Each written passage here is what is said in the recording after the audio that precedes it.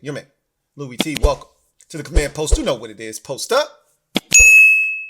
Take command. Of course, I'm your commander-in-chief, Louie T. Thank you for joining me. So on Thursday, the 22nd of February, the Washington Commanders held their assistant coaches media day. So roughly, members of the media were able to come into the bubble and, pretty much have a little session with all of these assistant coaches, almost like a career fair, right? They were kind of all posted up in little, I don't want to say like stands or anything like that. But, they were all in the bubble. You could run up, fire away questions, pull out your recorder, whatever the case may be, and, really get to ask them questions about their journey here. What's it been like, being on the job, the evaluation of players, et cetera, et cetera. And so you got a lot of the same questions over and over again for a lot of these coaches, but you really did get to know them a bit. And I found a lot of their answers informative, enlightening, and I think there was an overarching theme for every single coach that was spoken to. And we're going to talk about some of the tidbits and the takeaways that I had from listening to all of these assistants. We also heard from the coordinators, all three of them, but two in particular, offensive and defensive coordinators. Obviously, Joe Whitt Jr. on the defensive side, Kliff Kingsbury on the offensive side. They were on the command center, and they were interviewed on the defensive side. The three defensive guys, or two of them, and then Santana Moss, interviewed Joe Whitt Jr. Fred Smoot, London Fletcher, Santana Moss interviewed Joe Whitt Jr. And then meanwhile, on the offensive side, Logan Paulson sat down and had a one-on-one with Kliff Kingsbury. So I'll discuss a little bit of what was gleaned from that. Not much. I mean, I think Joe Whitt Jr. has been the standout of all the coaches underneath Dan Quinn thus far. Quinn was ultra impressive in his introductory press conference. I talked about that a while back. And Whitt was also very, very impressive in his press conference. And he's continued to be as such every time we've heard him speak in terms of this opportunity he's getting here in Washington to be the defensive coordinator. So we'll touch on all of that, but we're going to talk about the assistants first, and then we'll clean up the show by talking about what the offensive and defensive coordinators had to say. But I want to first start with the new special teams coordinator, Larry Izzo, who came over from Seattle. And I heard him talk about a couple of things, and I took some little, slight notes here because there was so many different coaches we were hearing from for the first time. So I wanted to make sure that I kind of had my thoughts somewhat in order. So Larry Izzo, two things he touched on big in the presser that I saw from him, which was control field position. He feels like the special teams job is to control field position on both sides, offensive and defensive. So whether you're kicking off or you're receiving the ball, their job is to really be there to help both the offensive and defensive sides. To me, special teams always is the bridge, right? They bridge the gap between the offense and the defense. And so while your offense may be struggling, the defense may be playing well, the special teams has a chance to bridge that gap, so to speak. They can help create a shorter field for the offense, just like the defense can. But sometimes, a defense could get a 3 and out, but if the offense is struggling and they've punted from deep in their own territory, the defense may be playing with a shorter field, and thus they force a 3 and out, but the offense is still pinned, right? So special teams can interject there, right, and get a big return, flip the field position, or they can get a big punt and have that, fair caught at the 17-yard line when the punter was kicking from his own 11, and that can be the flip and field position that you need. You never know how it's going to come, right? But special teams controls field position was one of his biggest nuggets that he gave us. Also, he said he's looking for juice. Special teams is supposed to create juice, right? You hear that a lot from some of these coaches, juice being one of those buzzwords that they love to throw out there. But he said, specifically in a returner, and I thought one of the really good questions that was asked of him is, what are you looking for in a return man? Because that's been one of the positions that's been lacking here in Washington for quite some time. And he said, we need juice, speed, and elusiveness. Now, he did not mention, and I'm pretty sure this goes without saying, which is why he did not mention it, but ball security. Obviously, you want a guy that can not only field the punt, but hold on to it upon contact. Obviously, that's huge because that negates everything else. If you can't hold on to the football, which we've had guys here who were super talented, who could make guys miss, who had speed, but had issues fielding the football. Hell, we had a guy last year here who wasn't a natural punt returner, come in here, have an opportunity to win a job, and he just wasn't ready for that opportunity. Why? Because he could not secure the football. So obviously, that's a big deal. He didn't mention that, but I'm thinking that goes without saying. He's assuming that we all understand that that is priority number one, but he's looking for guys with juice. And he said what that juice entails is speed. First and foremost, you got to be able to run.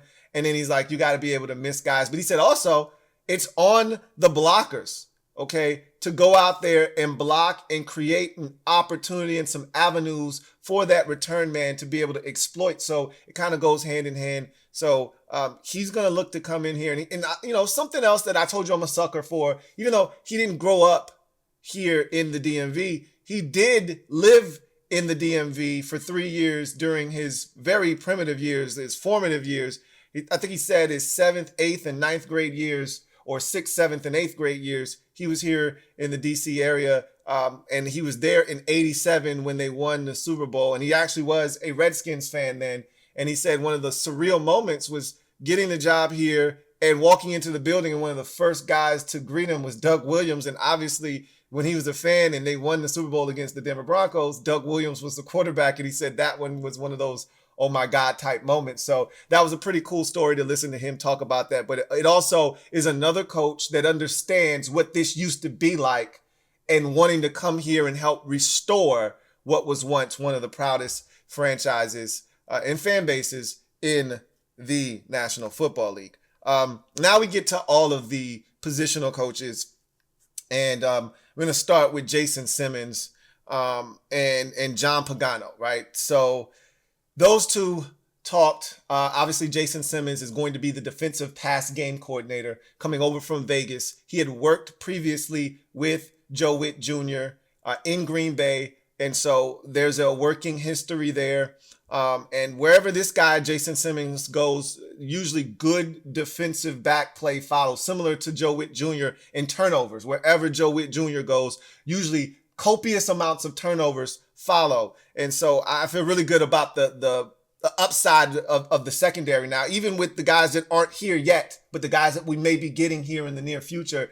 They're going to be coached well, if nothing else, because of guys like Jason Simmons Jr. and Jason Simmons, excuse me. And he said he really reiterated the mantra, and really I'm speaking about both Jason Simmons and John Pagano. John Pagano is going to be a senior defensive assistant, right, or consultant. So he's going to be in a senior advisory role here in Washington to kind of help oversee the defensive operation. And I think both of them kind of mentioned the mantra that I think we're going to take on here in Washington. I think it's really taking on a life of its own already in this very young infant stage of the new group coming in, and that's ball is life. When we heard that from Joe Whitt Jr. the first time, it was like music to our ears, but it was also something that was so fresh and so new. They probably heard that a million times in Dallas. That's new to us because the ball hasn't been life here. It's been death for us here in Washington on the defensive side. They act as if you touch the ball, you're going to die. So they're coming with a different approach. Like, no. That the ball is life. We need that. Like, we need air to breathe. We need the football, and we're gonna go get it. And Jason Simmons and John Pagano both preached fast and physical. They both talked about ball is life and that principle, and talking about being fast and being physical upon arrival to the football. And I mean, I get goosebumps listening to guys talk about the physicality of football. You don't hear a lot of coaches talk about physical play anymore.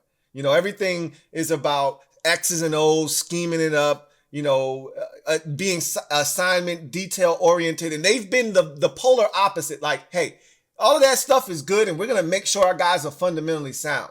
But everybody plays as some semblance of what scheme you're seeing around the league. That's not what's most important. What's important is the play style, what our identity is going to be. That's what we've lacked. That's what I've talked about for years with this organization, is a lack of identity, right? All we keep hearing about is communication, communication, communication. That's great. And you need communication. That is paramount. And I'm pretty sure they're going to emphasize that as well. But how about physicality? How about 11 hats flying to the football? So if something does happen, if the ball does end up on the ground, if there is a tip, somebody can be there to be the beneficiary of that. That's been one of the issues here in Washington. Hearing these guys talk about ball is life, fast and physical play is music to all of our ears. So I thought those were things that stuck out from Jason Simmons and John Pagano in particular. And also, I talked about the theme of these pressers, the relationship with Dan Quinn and why they're here. Quinn was such a pivotal part of just about why every single guy decided to come on board. Same with Adam Peters. They're excited about what Washington is building here and the relationships. A lot of these guys said, look, I've only been here 3 or 4 days. I feel like I know these guys already. Some of these guys do have working histories or do have relationships with one another. They have crossed paths in the past. However, a lot of these guys haven't met each other, but they've already been introduced. They've already been forced into this relationship by Dan Quinn. Like, hey, we're going to get to know each other because we are going to raise hell together, right? He said it in his presser. There's nothing better than doing tough shit with good people.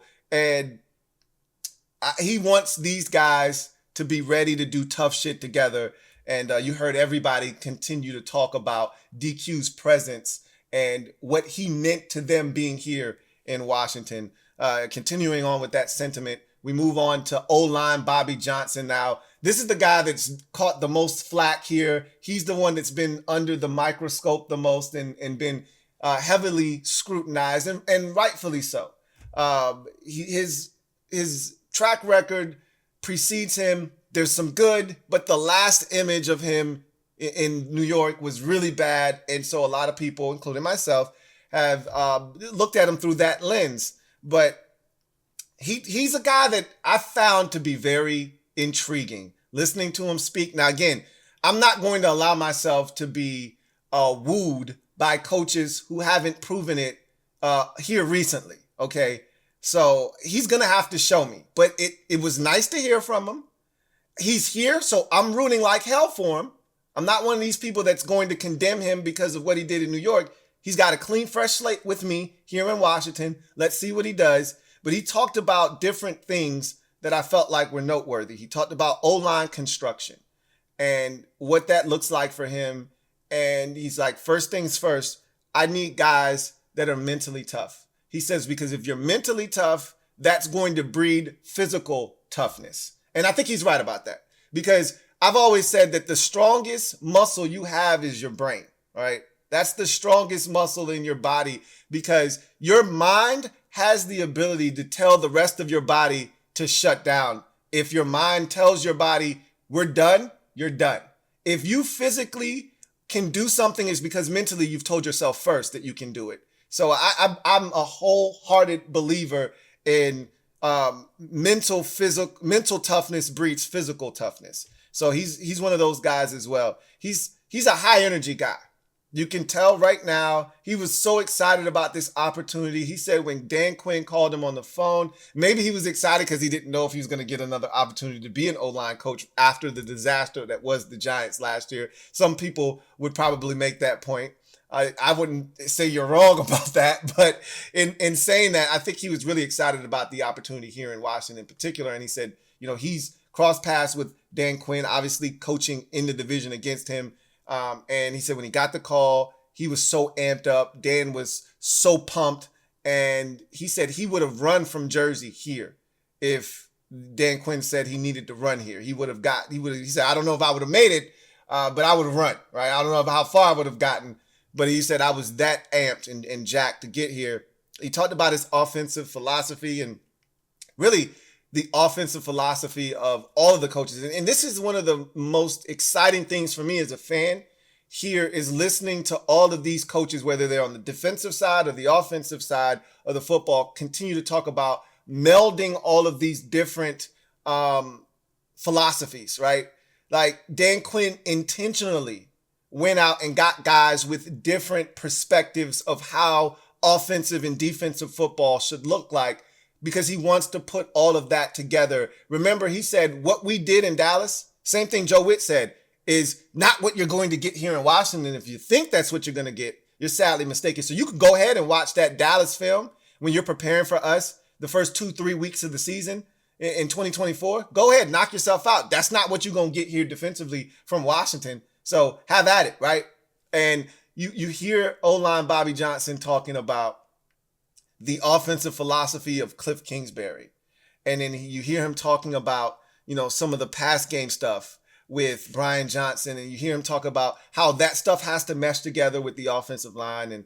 And so he's like, I'm so excited to see what everybody's philosophical beliefs are and how we are able to mesh and gel these things together to come up with something that is unique here in Washington. I'm excited, but we'll see. Talk is cheap, right? And he talked about evolving. He said the NFL is an ever evolving league. You have to evolve, not just even the way you think, but the way you play. And he says, it starts up front with your offensive line. I don't want, teams to be able to look at us on tape and know when we line up like this is what you're going to get. And I'm constantly self-evaluating and self-scouting so that teams don't know how we line up or what we're going to do when we line up in this formation. And so these are all things that I feel like are impressive.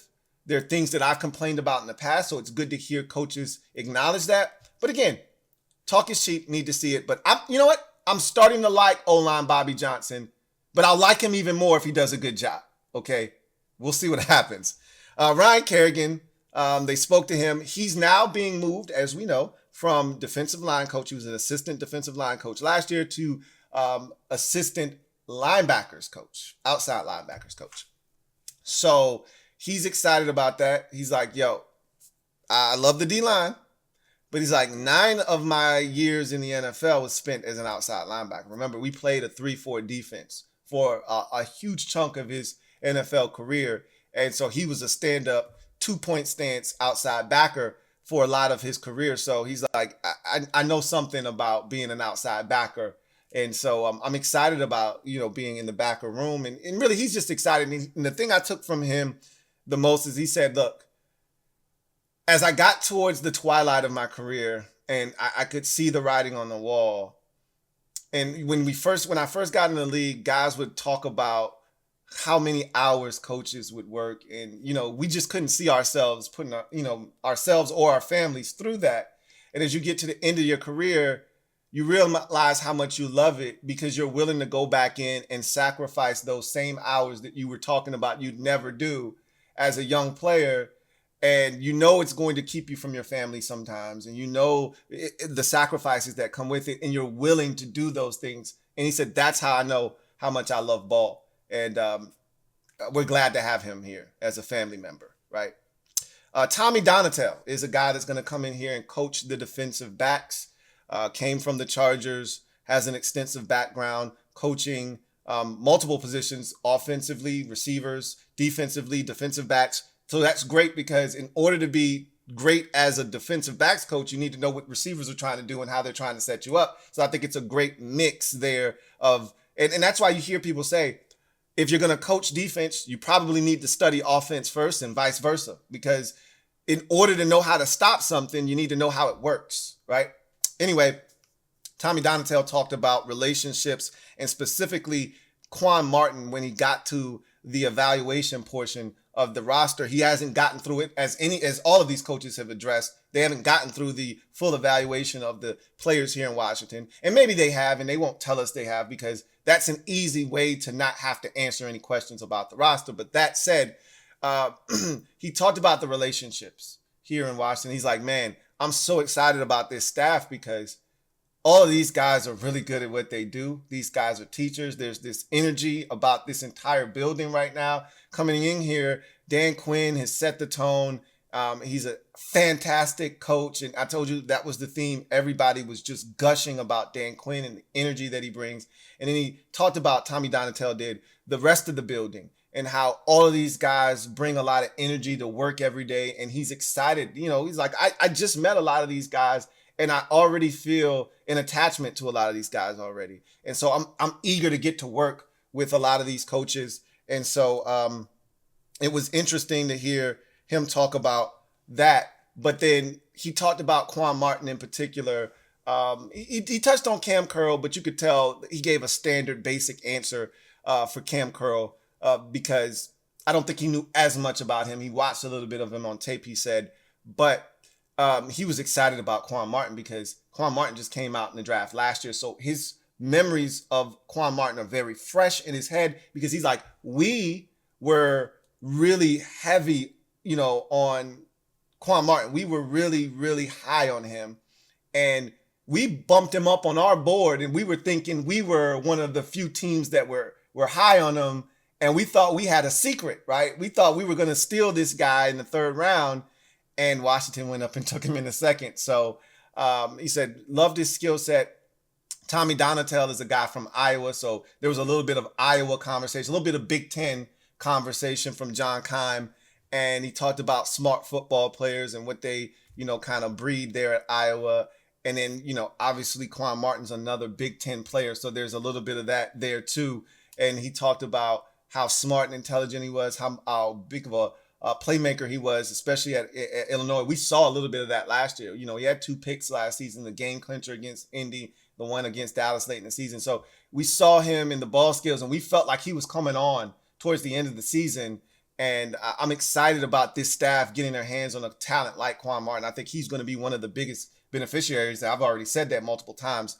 This entire secondary is going to really be a beneficiary of all of the coaches coming in here. But I really think a guy like Quan Martin in particular is going to, and as well as the former first round pick from a season ago as well. Those 2 guys that were the first and second round picks last season, both in the secondary, I think are going to be 2 of the biggest winners of the new staff getting here.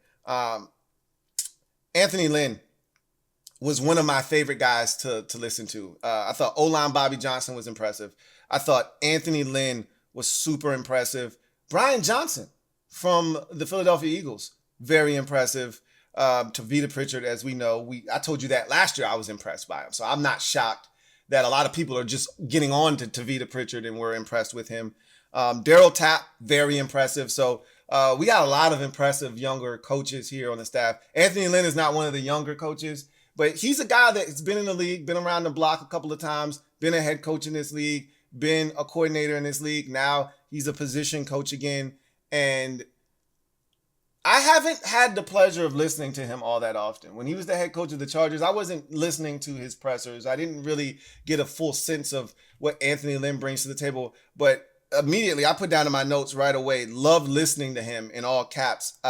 He talked about the running backs being devalued. That was the first thing that he started with. And his mind couldn't, wrap around the idea of that position in particular being devalued. And he's coming from San Francisco with Christian McCaffrey. So it makes a ton of sense that he would be really perturbed. This is an ex-running back himself. This is a guy who's coached running backs for a large portion of his career.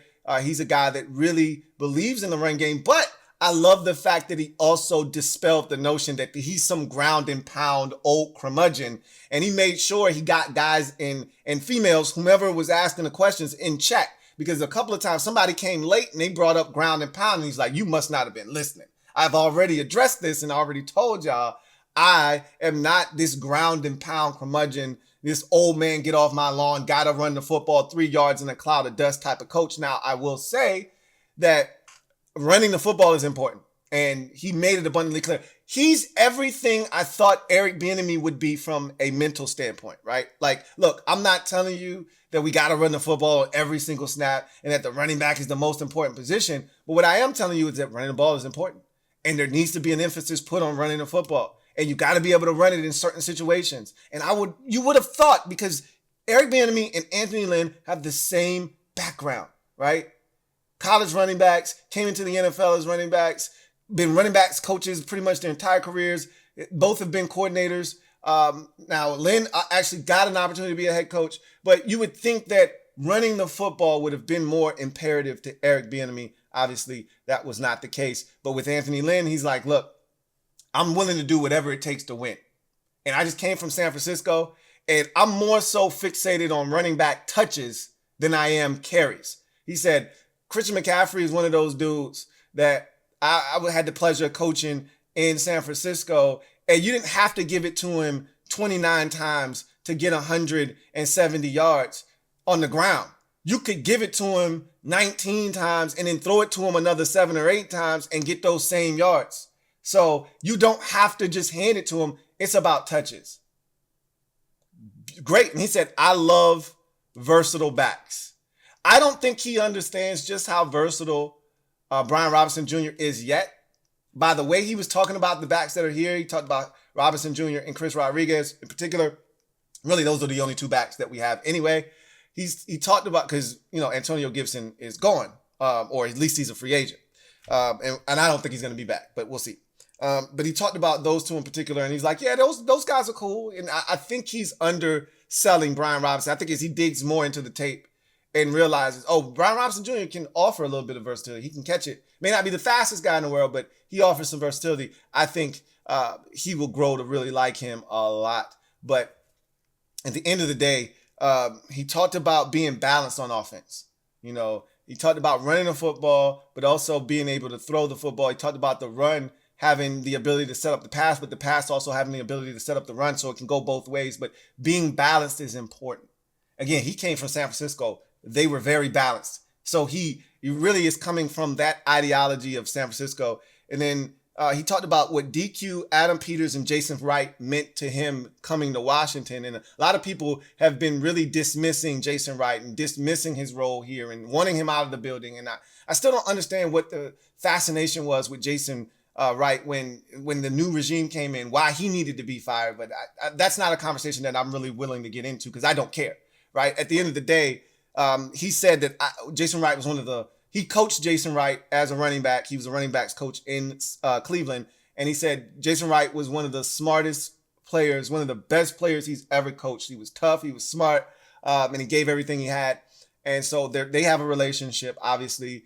That was part of the reason he was here. Adam Peters was in San Francisco with Anthony Lynn. So they have a relationship, obviously. And then Dan Quinn and Anthony Lynn have a relationship. He said their relationship goes way back. So he talked about all of those guys having a huge role in him leaving San Francisco, which was a great spot for him, and coming to Washington and taking on this running back coach / run game coordinator opportunity here in Washington. And so he talked about mobile quarterbacks and what those mean and what that can mean. He's like, Kliff had a mobile quarterback in Arizona, and he's like, I've watched what mobile quarterbacks have done over the years and how they change, the way defenses are able to defend. He's like, look, when you got a mobile quarterback and they're a part of the run game, now you got to defend all 11. There isn't a guy that's, not in the play and you're able to have an advantage 10 on 11 or 11 on 10. When that quarterback is the runner, now it's 11 on 11. And he's like, I'm not a proponent of running my quarterback a ton, but I am a proponent of putting enough runs on tape that it becomes a threat. Something that Eric Bieniemy didn't do enough of last year, something that Scott Turner didn't do enough of.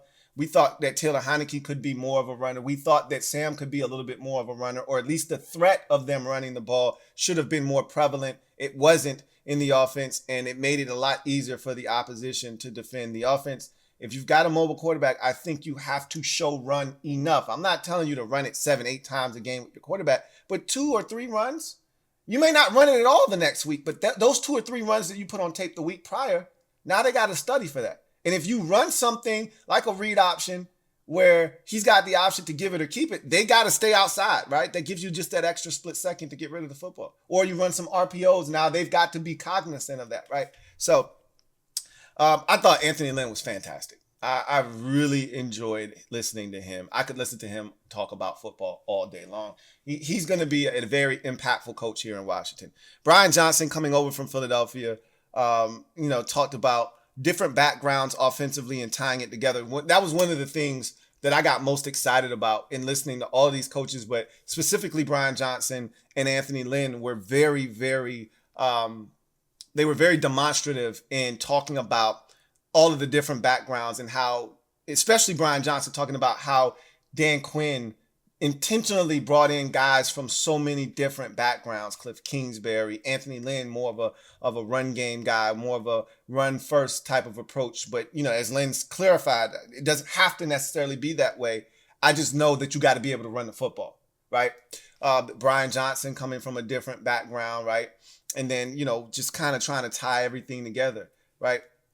So I can't wait to see what that looks like, by the way.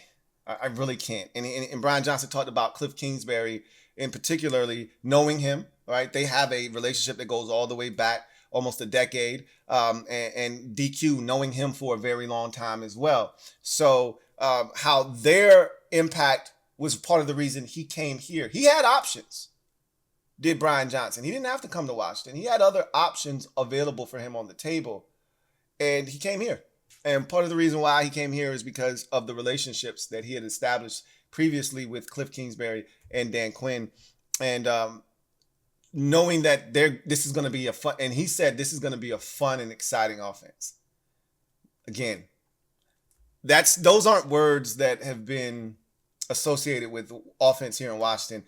We haven't averaged 20 points per game in like 5 seasons here in Washington. So fun and exciting aren't 2 words that have been synonymous with Washington Redskins / Commanders offense over the last 4 to 5 years. So I'm looking forward to this diversity and this offense being fun and exciting. We'll see if they hold up their end of the bargain in making it that way. Brian Johnson also talked about evaluating the quarterbacks and managing skill sets. Obviously, Brian Johnson himself, a former collegiate quarterback, knows a lot about the quarterback position. He's been, I don't want to call him a quarterback guru, but he's been a quarterbacks coach that has gotten a lot out of his quarterbacks over the life of his career, going into the collegiate game and then also here in the NFL, most recently with Jalen Hurts back in 2022 when the Eagles went to the Super Bowl and Hurts was almost the MVP of the league.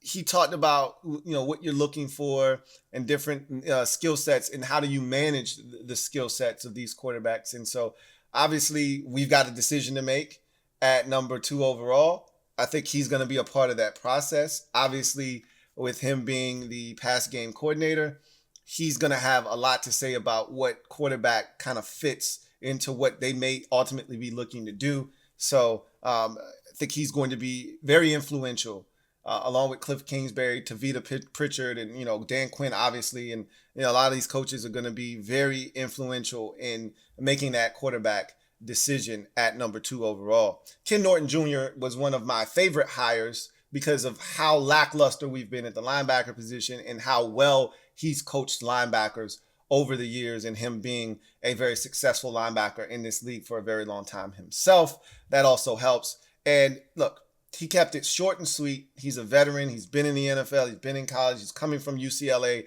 last year, but he's been in the NFL for a very long time. So he's a man, a few words, but he was like, look, fast and physical at linebacker. That's what we're looking to do. That's been the message on defense, fast and physical, okay?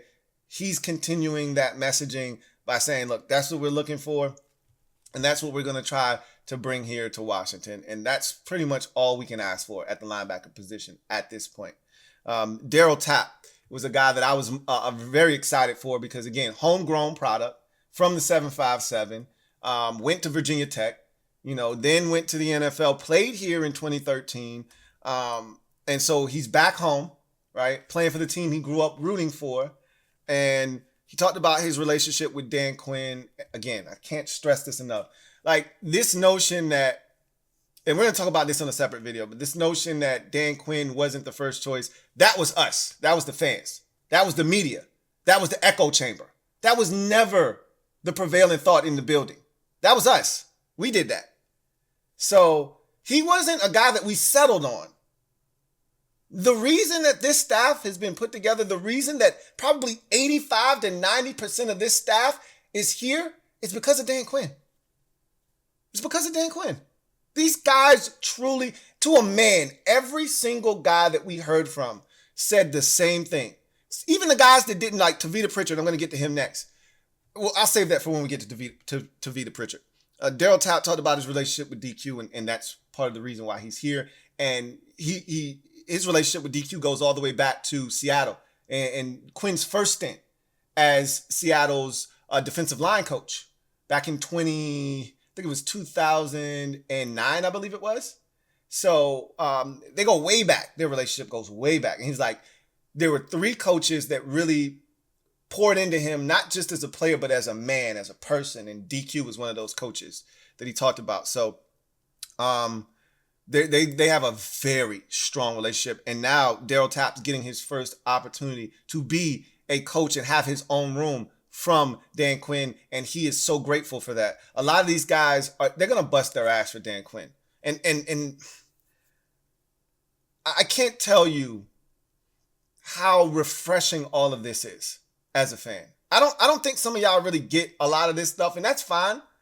But for junkies like myself who follow every single move of this team, hearing these coaches talk the way that they're talking about Dan Quinn, hearing Dan Quinn talk about how grateful he was for this opportunity, these guys don't sound like failing is an option. Failure is not an option here. He talked about meeting with John Allen and how he's going to get the most out of this defensive line. He started smiling from ear to ear when Jonathan Allen and Daron Payne's name were brought up, because he knows he's got 2 dogs inside immediately. Now, can't say the same for the outside on the defensive end side of things. They're going to have a lot of work to do there. But as far as inside is concerned, and that's where it starts, inside.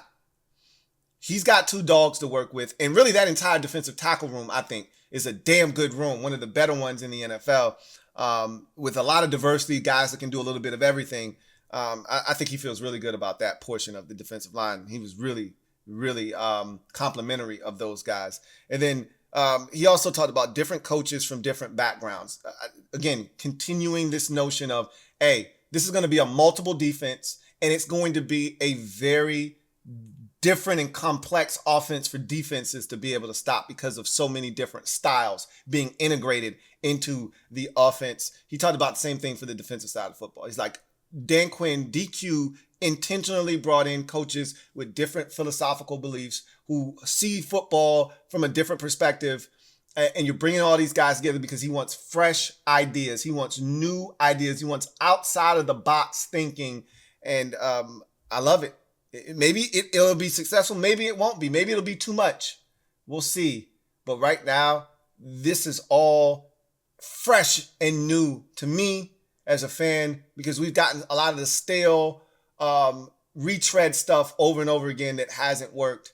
And it's good to hear about fresh ideas, right? And then Tavita Pritchard, holdover, one of the few holdovers from the last regime. I told you I was impressed with Tavita Pritchard last year. So I'm not shocked that he's here. I told you guys I could see Tavita Pritchard being a coach in this league because he's a sharp guy. He gets it. And we only heard from him one time last year. And that one time I was super impressed. So he talked about Kliff Kingsbury's offensive philosophy. And, I don't think he really knew Kliff like directly prior to this, but he did know of him. And I think they both knew of each other because he played in Palo Alto at Stanford, and Kliff Kingsbury was coaching, right up the street at that time, I believe. I think he might have been coaching. I don't know. He might have been, when Tavita was starting, he might have still been at Texas Tech. But he talked about DQ's influence of him being here. And he said he had never met Dan Quinn, but he's like, anytime you are about to engage with a coach or a player, you always ask others that that have worked with that guy or know of that person, what is that guy like? And he said, to a man, every person that I talked to said he's one of the best human beings they've ever met. He's high energy all the time. He's as genuine as you get. And, he's going to be a guy that you'll love working for. And he's like, at that moment, I was sold. And he said, who wouldn't want to be here on this staff? Who wouldn't want to be here? And he talked about Kliff Kingsbury's offensive philosophy and tailoring the offense to players' skill sets. So he's like, we don't really know what the offense is going to be yet because we don't have all of the pieces. So that's like, I love that, because the problem we had with Eric Bieniemy was it didn't matter who the pieces were. Here's our offense right here. Here's the playbook. Here's the offense. I don't give a damn if you fit into this or not. This is what we're doing. That's bullshit. Okay? That's bullshit. That's bad football. That's bad coaching. I can't tell you how blissful it was to just sit there and hear somebody say, I don't really know what the offense is going to be yet because we don't have all the players. Well, there you go, right? Adapting the players' skill sets. What a novel concept. So it was nice to hear from Tavita Pritchard. And then tight ends coach David Rye spoke, and he seems like a very generic guy. He looks generic. He sounds generic. He sounds exactly like I thought he would, right? And I've listened to him talk already, so and he seemed plain Jane, and that's exactly what the vibes he gives me. But as long as he does his job well, I don't care, man. That doesn't bother me. Doesn't matter to me. But he talked again, and we go back here again to his relationship with Kliff Kingsbury. He worked with Kliff Kingsbury in Arizona, okay? And then he talked about his relationship with Dan Quinn, and that's part of the reason why he was here. He worked with Kliff Kingsbury in Texas Tech, so he goes way back. Really, he's probably here more so for Kliff than DQ, but he's like, I also love Dan Quinn, and he's a big part of why I'm here. Clearly, that's who hired him, but Kliff Kingsbury is the guy that he really, rocks with. That's his boy, and that's part of the reason why he jumped ship from Tampa to here to be on this staff. And then Larry Izzo, I talked about him already, so we don't need to go back there again. But so just going through that full gamut, you got a really good sense of this staff. I'm so excited, man. But let's tie this thing all together by talking about the two coordinators, and then I'll let you go, right? So I'll start with Kliff. I'll save the best for last. Let's start with Kliff Kingsbury. He had a one-on-one sit down with Logan Paulson, and the deep voice bandit, Kliff Kingsbury, was talking. Yeah, I know what it is. So he talked about the offense, and once again reiterated, we're going to be a multiple offense. We're going to put and Logan did a really good job of illustrating that. Look, this offense that everybody keeps talking about, this air raid, all that good stuff, that's cool, but that's not what you guys were doing. By the time you got to the end of your run in Arizona, you were putting two tight ends on the field, and Kliff cut him off. Was like, yeah, we had two really good tight ends in Max Williams and Zach Ertz, and we felt really good about them winning one-on-one matchups and getting them the football. And so, we didn't have any issues with putting two tight ends. Like, you keep hearing this, 10 personnel. That's a myth, okay? And I kept telling you guys, don't focus in on 10 personnel, because by the time he really got a hold of what NFL defenses were doing, he had already adapted and adjusted to what was going on.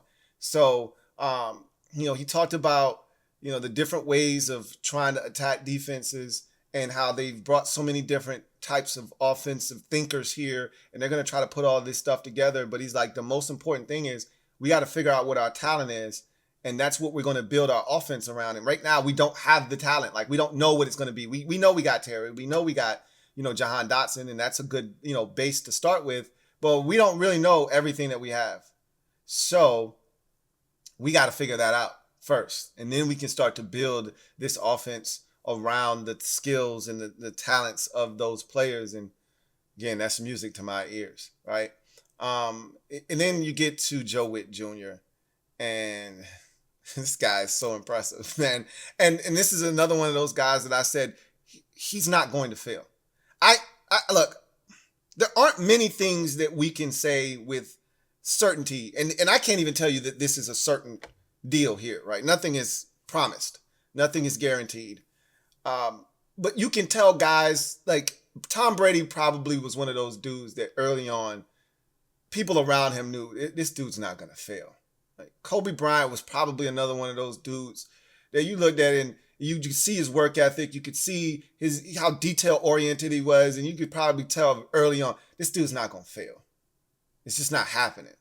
And there's certain people that you listen to or certain people that you talk to and you go, man, it's going to be hard to stop that guy, or man, that guy's going to be a winner, because you can just sense it by listening to them and the energy they give off, but also not just that, but their preparedness, right?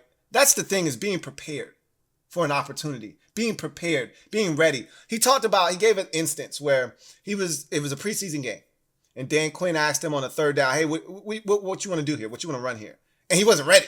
He's like, what? Come again? Like, you want me to call the defense for this particular play? He's like, yeah. And so he wasn't ready. So he said, from that point forward, and this is different level shit, right? Like, it reminds me of something that I would do, and not to toot my own horn, but when you're one of those people that have a chip on he has a massive chip on his shoulder. This man told us, I should have been a coordinator back in 15.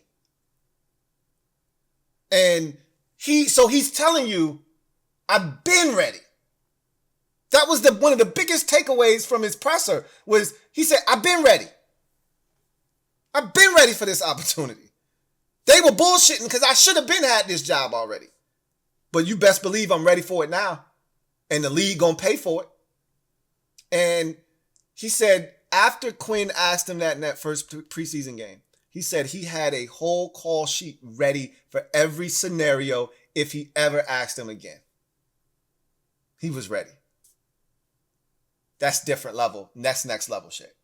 And so he's like, what we're going to do, and he keeps reiterating this, and it sends goosebumps every time. And I can't tell you how many people have regurgitated this back to me, right? Whether DMing me, atting me, whatever the case may be, fans are excited about this because we've been a soft defense. And I hate to call players soft, but I don't want to say our players have been soft. I'm just telling you that our style of play has been soft on defense. We ain't been a physical group. We ain't scared nobody. People come in here and do whatever the hell they want to do to our defense. The one thing you would always want to be able to say about you, hey, look, man, you knew you were in a damn fight. That's never been the case. Probably not since 2020 has that been the case defensively. Jack Del Rio's defense was top 10 in 2022. I told y'all going into this last season, I'm worried about the defense. And y'all told me I was crazy. And the only reason that we were in games the year before was because of the defense. And I said, okay, we'll see. I told you I was more worried about the defense than the offensive line. I might have been a little naive on the offensive line, but the defense did exactly what I thought they could do, which was implode, because they weren't that good in 2022. And I gave you reasons as to why they weren't good. We haven't been a physical, tough, hard-nosed defense probably since 2020. But he reiterates, we're going to be a fast, we're going to be a physical, we're going to be a nasty defense. We're going to have a nasty disposition. And he said, this ain't for everybody. And this is the part I love, right? This ain't for everybody. The way we going to do things here ain't going to be for everybody. And that's okay. I tell y'all the same thing. I said, look, this ain't for everybody. And I always tell y'all, but that's okay. That's okay. Because it ain't for everybody. He said, if it ain't for you, you can go. But this is how we going to do things here in Washington. This is how we going to play. This is going to be our temperament. This is going to be our mindset. We going to play fast. We going to play physical. And we going to have 11 dudes fly into the football. And we going to take it away. That ball is life. We need it. We going to go get it. And then he even went on to say, look, I hate to toot my own horn, but we led the league. And it was good to hear London Fletcher do it for him, so he didn't have to keep doing it. But London was like, bro, everywhere you went, you led the league in turnovers. In Green Bay, with Charles Woodson and Al Harris, y'all led the league in takeaways. In Dallas, the last 3 years, y'all led the league in takeaways. And he was just nodding his head like, yep, that's right. Keep talking that thing, man. Keep telling that truth. And he said, look, I don't want to toot my own horn, but I'm just tell you right now. We know how to coach taking the ball away. That's what we going to do. If we don't do nothing else, we going to play fast, we going to play physical, and we going to take it away. And he said, Then London Fletcher talked about tackling in space. Now, you know this is a sore spot for me because how many big plays did we give up last year? I specifically targeted one guy in particular because he was a source of frustration. We talked about capping runs last year, and Percival Butler was at the center of a lot of these big plays because he would be back there in space like a fish out of water, and dudes would give him one little move, and he would either take a poor angle or he just flat out miss, right? And he said, look, we're going to be fundamentally sound. My dad was a coach for over 30 years at Auburn. One thing we're going to do is we're going to tackle, and we're going to be fundamentally sound in tackling. You know, we're going to tackle out in space. And then he talked about, again, feeding the studs. He said, look, and he talked about J-Ron Curse and how they used him in different spots on defense. And, you know, we all think Cam Curl could be a similar player here if they bring him back. I think he would fit perfect in Dan Quinn's scheme and Joe Whitt Jr.'s scheme, but we'll see. But he talked about feeding, like, you know, we moved Michael Parsons around. We're going to create situations for you to get matchups and to put you in position. When you are that guy, we're going to make sure you eat. We feed our studs. But you got to prove that you one of those dudes first before you get that kind of attention. But you know how you game plan to stop other teams' best players? He said, we game plan to make sure our guys get in favorable matchups here. Bruh. Seriously. Stop it, man. Stop it. Okay? Don't do this to me in February, bro. Please don't do me like this in February. I don't need to be getting amped up in February. Save that shit for September, October, November, December, January, etc. Right? Don't get me all amped up in February, bro. He's trying his damnedest, though. I'm telling you, man. He's an impressive guy, and he's not gonna fail. If I could tell you one thing right now, I don't know what's gonna happen on offense. I don't know what shit's gonna look like. This defense is gonna be good. They're gonna find players that are gonna make this defense good. Right? I don't think those guys are all here right now. There's some of them that are, but I think a lot of those dudes aren't here. They're in free agency. They're in the draft. They're going to get those guys here, add it to the stuff that we already have here. And when it's all done and that finished product hits, I'm telling you, Joe Whitt Jr. is going to have this shit. I think he's going to end up being a head coach here in the not too distant future. And, you know, one of his interviews, he said his dream job was to be the defensive coordinator of the Dallas Cowboys. So I think it was Santana that asked him, you know, what his ultimate goal was. Was it to be a defensive coordinator? And I think Santana was asking that because the interview that everybody had seen online, he talked about his dream job being a defensive coordinator for the Dallas Cowboys. So here you are with a defensive coordinator job. May not be the Dallas Cowboys, but here you are with a defensive coordinator job. Is this your ultimate goal? And he's like, nah, I want to be a head coach. And I've always told you guys, most coaches get into this thing to be their own guy. Nobody gets into this to max out as a coordinator. That's not what you do. When you start being a coach, the goal is to be the head coach. So he's like, I want to be a head coach in this league. I think he's going to be one. And I think he's going to get that opportunity because of the work he does here in Washington. This defense is about to be lit. Remember, I said that. I can't guarantee you that the offense is going to be great. I actually think the special teams is going to be good under Larry Izzo. I do. But I can't guarantee you that the offense is going to be great. But I'm telling you right now, this defense is going to be whipped into shape. It's going to be a different group. We're going to have fun with this unit. Mark my words. Anyway, I've taught your head off for long enough. I was impressed with these coaches. Tell me what you think. If you had a chance to watch, if not, do yourself a favor. Check out some of the interviews that are floating around the internet. Also, you can go to the Washington Commanders website. They've got a number of interviews there with a lot of these assistants. But there are a number of interviews that people, had. They went there, members of the media went there, and then uploaded them to YouTube. Just type in a name, and you'll run into some of these. Have at it. Tell me what you think. Man, this feels like an all-star cast of coaches. We'll see what they're able to get done. We'll see what they'll be provided with in terms of players to coach. But I couldn't be more excited about the staff that has been built here in Washington. And I know we've said that already. I'm reiterating that and feeling even more confident after listening to them speak and listening to the vision the aligned, bow, bow, bow, bow, another buzzword, vision that everybody's speaking of. And really the continuity of this group. They all talked about the brotherhood and how they're excited to work with one another. And this building has a ton of energy, and Dan Quinn and Adam Peters and company are huge reasons as to why they're here. Kliff Kingsbury as well. So leave it down in the comment section. That's going to do it for me, your man Louie T, here on the command post. You know what it is. Post up. Take command. Until next time. You guys have a good one. See you then. LouieTeeNetwork.